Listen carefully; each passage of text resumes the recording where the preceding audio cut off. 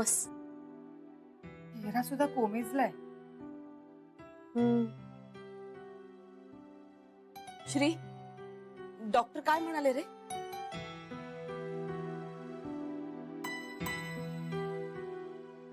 सगळं व्यवस्थित आहे. अरे पण मग तुम्ही दोघं इतके सिरियस का आहात?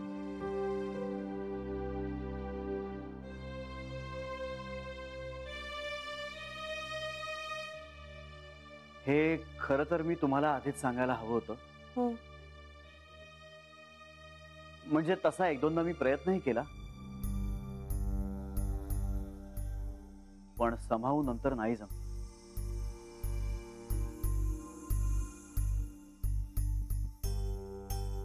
कारण नंतर आपल्यामध्ये खूप ताण होता. श्री, सॉरी, मी मध्येच थांबवते तुला, पण जे झालं ते झालं. नको ना जुने विषय आपण काढूया.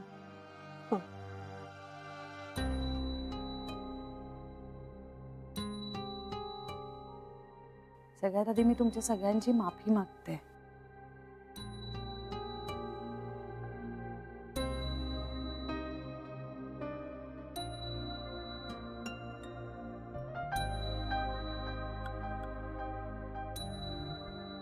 हे सगळं म्हणजे मी आधीच सांगायला हवं होतं तुम्हाला.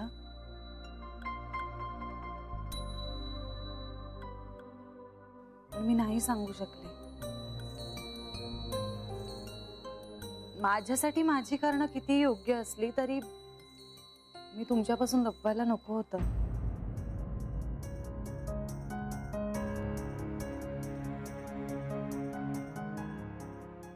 यासाठी मी माफी मागते तुमच्या सगळ्यांची. प्लीज मला माफ करा. तुम्ही दोघं एक्सप्लेनेशन का देताय? काही सिरियस आहे का? मला तर भीती वाटायला लागली. त्यानंद महाराज, जान्हवी, अगं केलंय तुम्हाला माफ आम्ही. आता सांगा ना पटकन, जीव टांगणीला लागलाय नुसता. हो,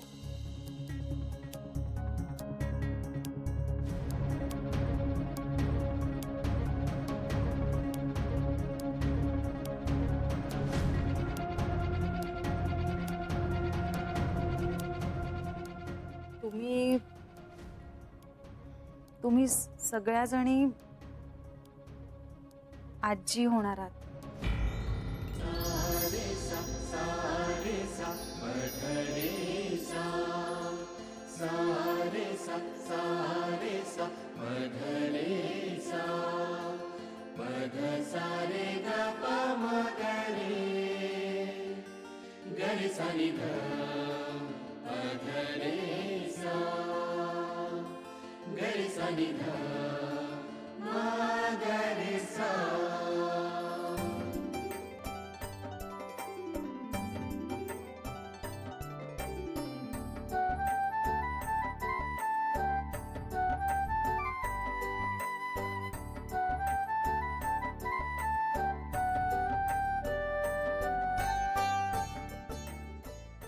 घरात नवा पाहुणा येणार आहे.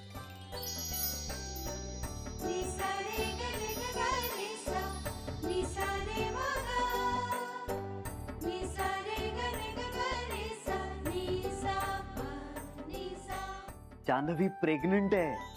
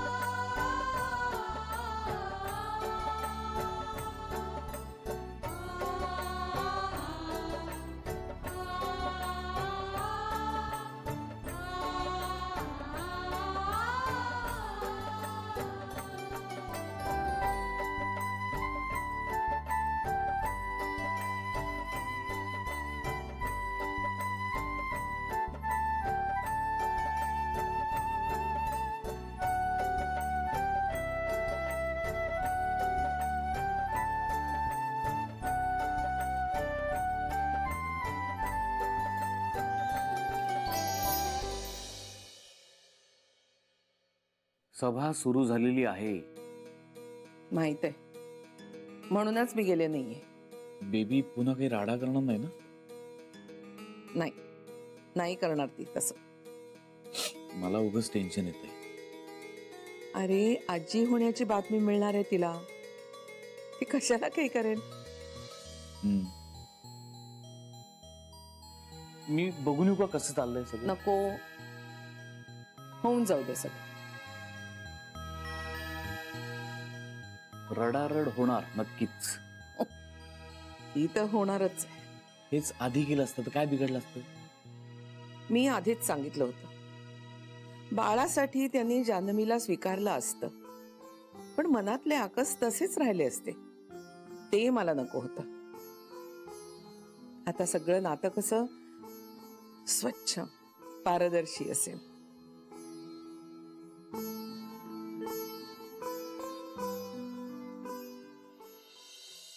आणि नंतर मी तुम्हाला हे सगळं सांगूच शकलो नाही. सांगायचं होतं मला खरं तर, पण नंतर सगळं विचित्रच होऊन बसलं.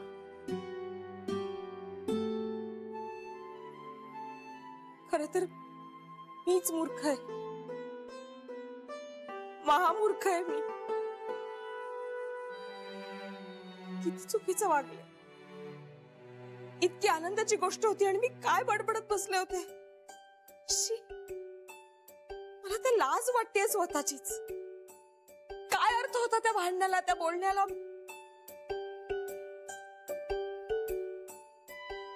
मी खूप वाईट वागले तुमच्याशी. बेबी त्या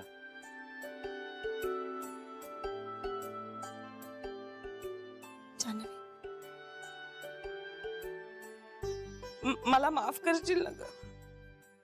नको ना बेबी हत्या.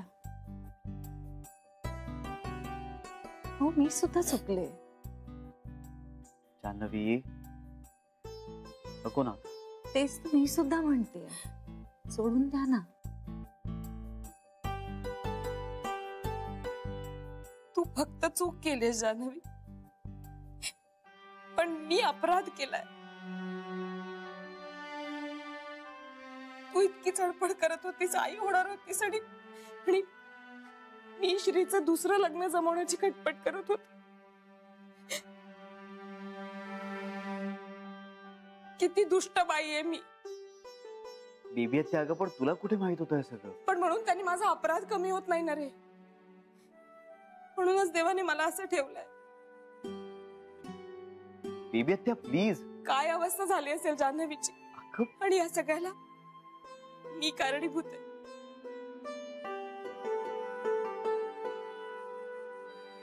ज्या वेळेला तिची सासू म्हणून, तिची आई म्हणून, एक स्त्री म्हणून, घरातलं मोठं म्हणून तिच्या बरोबर असायला हवं होतं, त्यावेळेला आम्ही सगळे कचाकचा भांडत होतो तिच्याशी.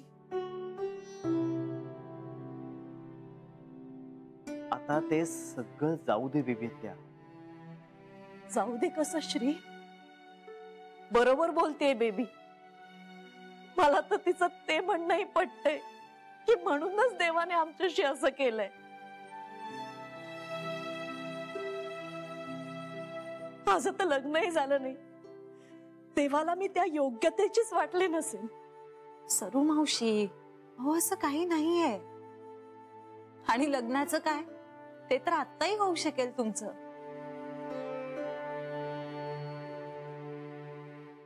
तरीही या पापाला क्षमा नाहीये जान्हवी. देव आम्हाला माफ करणार नाही. एवढा मोठा आनंद बहाल केला देवाने आम्हाला, आम्हीच करंट निघालो ग.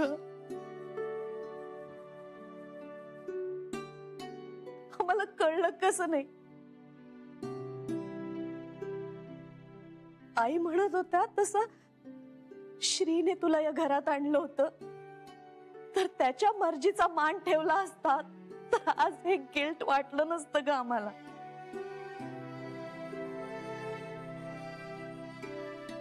एवढं देवदेव करून घरात येणाऱ्या बाळाशी असे वागत असू तर काय अर्थ आहे त्या देवदेव करण्याला? एवढासा जीव तो, आणि त्याच्या आईला म्हणजे इनडिरेक्टली त्या बाळालाच आमच्या मूर्खपणाचे चटके सोसावे लागले.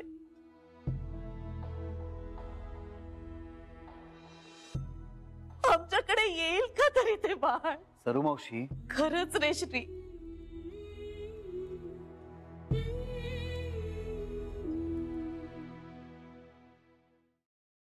खरंय सरूच. ज्या गोष्टीची आम्ही आयुष्यभर वाट बघत होतो, नेमकी तीच गोष्ट जेव्हा देवानं दिली तेव्हा मात्र आम्ही तोंड वाकडी करून बसलो होतो. आई, एक आई म्हणून समजून नाही घेऊ शकले दुसऱ्या आईला. मी समजून घ्यायला हवं होतं. मला कळायला हवं होतं. तरी तरी माझं मन मला सांगत होतं, इशारे करत होतं की जान्हवीची लक्षणं तिला दिवस गेल्याची आहेत. पण मी लक्ष नाही दिलं. नेमकं माझ्या लेकाचं बाळ तिच्या पोटात वाढत असताना अशी कशी वागले मी माझ्या सुनेची. माझ्या सासूनं माझ्या पोटात बाळ असताना स्वतःच्या मुलाला दूर करायला कमी केलं नाही. आणि मी माझ्या सुनेला तिच्या पोटातल्या बाळासहित दूर करायला निघाले होते.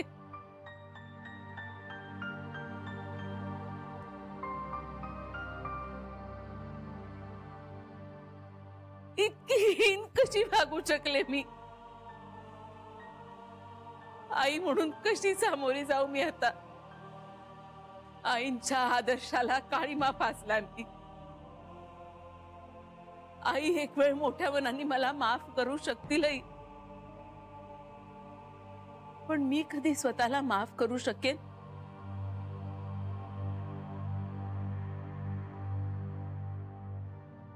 आई अहो असं काहीच नाहीये. जान्हवी, तुझ्या मनाचं मोठेपण आहे. तू तुझं वागणं बदललं नाहीस. आम्ही चुकीचे वागलो तुझ्याशी. अमृत नंतर या घरात येणार हे पहिलं मूल, आणि त्याचं स्वागत कसं केलं आम्ही? किती त्रास दिला जान्हवीला. या सगळ्याचा परिणाम बाळावर होतो. कुठल्या तोंडाने आजी म्हणून तर कुचित घेणार आहे?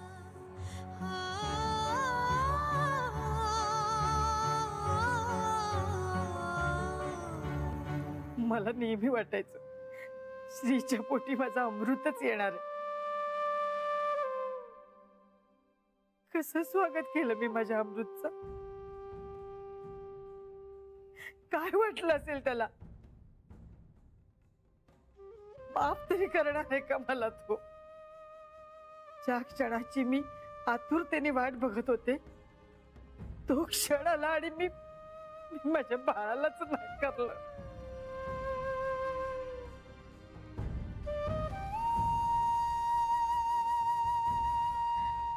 जान्हवी, खरंच सॉरी. थोड्या काळासाठी का होईना पण या सगळ्याचा अनुभव मी सुद्धा घेतला. खूप छान वाटतं. सगळ्यांनी आपली काळजी घ्यावी, आपले लाड करावेत, आपलं सगळ्यांनी ऐकावं असं वाटतं. खूप बदल होतात बाईमध्ये. माझ्या नशिबात काही हे सगळं आलं नाही.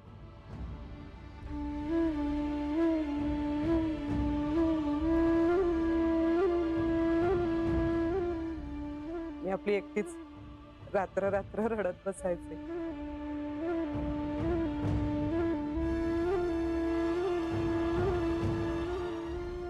पण जान्हवी, या घरात एक बाळ यावं म्हणून आमच्या जीवाची इतकी तगमग चालली होती, आणि आता खरंच प्रत्यक्षात एक बाळ येतंय म्हटल्यावर आम्ही त्याची पर्वाच केली नाही. अगं, तू केलेल्या उपकारांची जाण ती तरी ठेवायला हवी होती मी.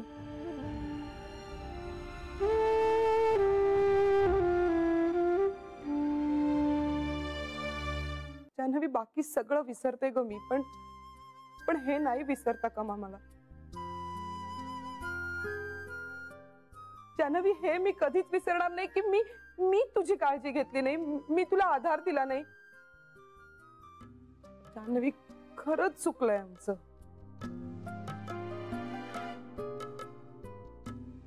यात तुमची काही चूक नाहीये, चूक माझी आहे. माझ्यामुळे तुम्ही जान्हवीशी वाईट वागलात. खरी अपराधी मी आहे. असं काहीच नाहीये, तुम्ही प्लीज असं वाटून घेऊ नका बघू. आम्हाला तुम्ही हवे आहात.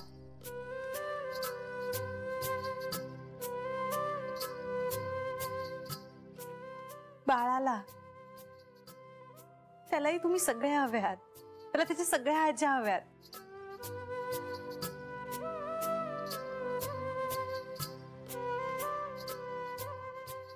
आणि माझं बाळ कुणावरच रागवलेलं नाहीये खरंच.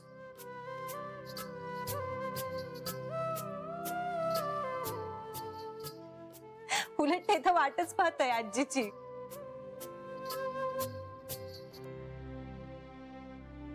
त्याच्या सगळ्या आज्यांकडून त्याला खूप लाड करून घ्यायचे.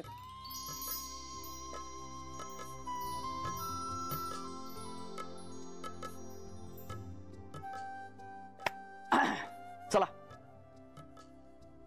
आता आपण ह्या पानावरून पुढच्या पानावर जाऊया का? मागच्या पानाची उजळणी कशाला करत बसायची? आता आपण आपल्या चुकांचा पाढा वाचत बसणार आहोत की हा आनंद सेलिब्रेट पण करणार आहोत?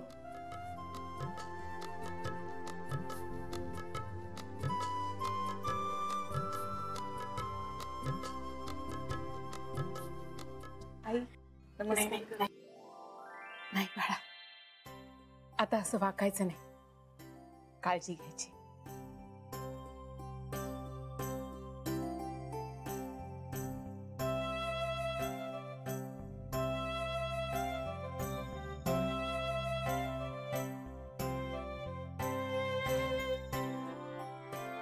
जान्हवी, माझा अमृत वाढतोय तुझ्या उदरात. सांभाळ त्याला.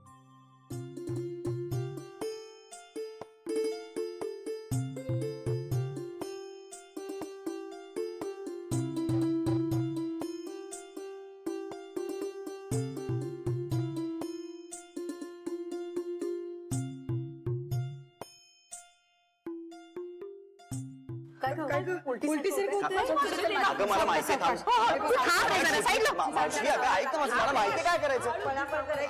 अरे लेक्चर काय देताय तिला? आधी न्या. अरे मला माहिती आहे. अरे नाही, अगं त्रास होतोय. म्हणजे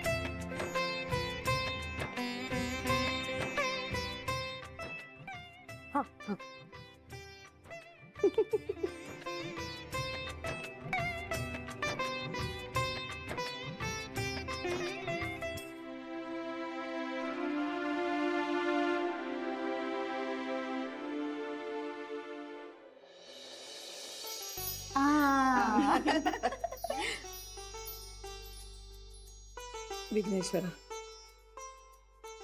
आमच्या सगळ्यांच्या वतीनं मी एकच मागणं मागते. आमचा येणारा पाहुणा, आमचं नातवंड, मुलगा असो किंवा मुलगी, आरोग्य संपन्न, गुणसंपन्न आणि दीर्घायुष्य होऊ दे. आमच्या सगळ्यांचं सुख त्याला मिळू दे. आणि त्याला भरपूर जावळ असू दे. आपण ना त्याचं नाव अमृत ठेवूया. मुलगी झाली तर अमृता. बरं, मुलगा होऊ दे किंवा मुलगी होऊ दे, पण श्री सारखं गोरपान होऊ दे. हो, गोरपान श्री सारखं होऊ दे, पण देवाधर्माच्या बाबतीत मात्र श्री सारखा नको. हा, म्हणजे मनातला भाव वगैरे नकोच ते. चांगलं पूजा अर्चा करणारं असावं बाळ. सरे, बाळ कसं पूजा अर्चा करणार असेल? अगं मोठं झाल्यावर करेल ना, पण मुळात ते मानणारं असू दे. मुळात आपण जान्हवीला आनंदी ठेवूया, म्हणजे ते आरोग्य संपन्न आणि सुखी होईलच. आईस्क्रीम खायचं? जान्हवी, तुला खावंसं वाटतंय ना? चल चल सरे, जा आईस्क्रीम हो, का. बेबी जा, भाऊजींना आणि श्रीला बोलव ना. हो आणते.